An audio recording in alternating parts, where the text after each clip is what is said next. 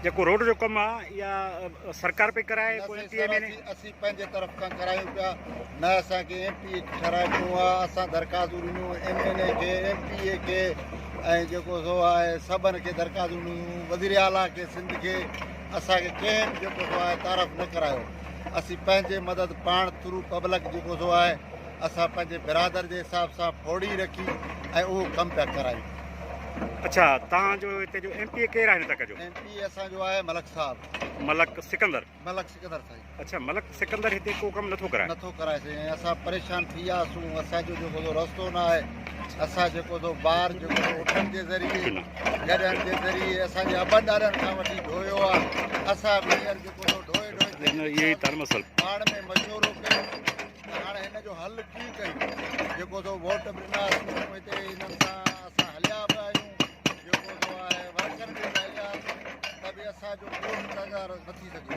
ऐं उन खां बाद में असां पंहिंजो मदद पाण जेको सो आहे कमु जारी कयो आहे। अच्छा, इहो त पंहिंजो मलक सिकंदर काफ़ी दफ़ा एमपी बणियो आहे ऐं वॾी अक्सरियत सां खटियो आहे। जेको सो आहे हिते लखनि जी तादाद मथे वोट खणी जेको सो एमपी बणियो आहे। अच्छा, एमएलए बि नंढो आहे?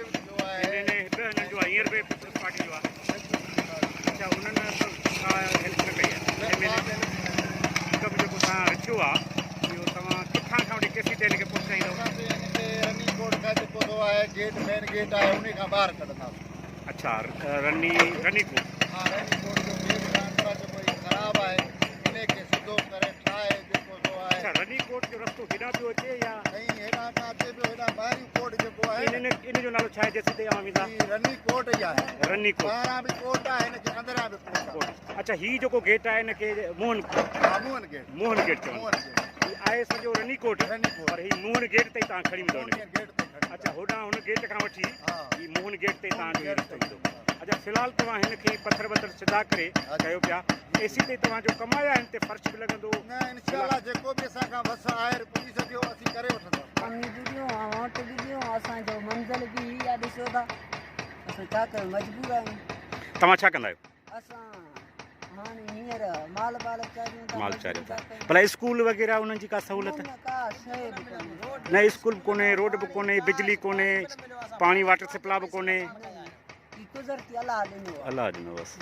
सही का अस्पताल वग़ैरह सहूलियत कोन्हे? न अस्पताल जी सहूलियत कोन्हे। ख़ासि करे डिलीवरी जो केस थिए त पोइ कीअं मामिलो थिए? पोइ साईं उहे रस्तो कोन्हे, कोस्तान जे हिसाब सां के दायूं आहिनि, उहे पंहिंजे घराणे जे हिसाब सां उन्हनि खां कमु वधीक चढ़ी वियो त पोइ हैदराबाद या सेवाण, पोइ विच में रस्तो इहो आहे।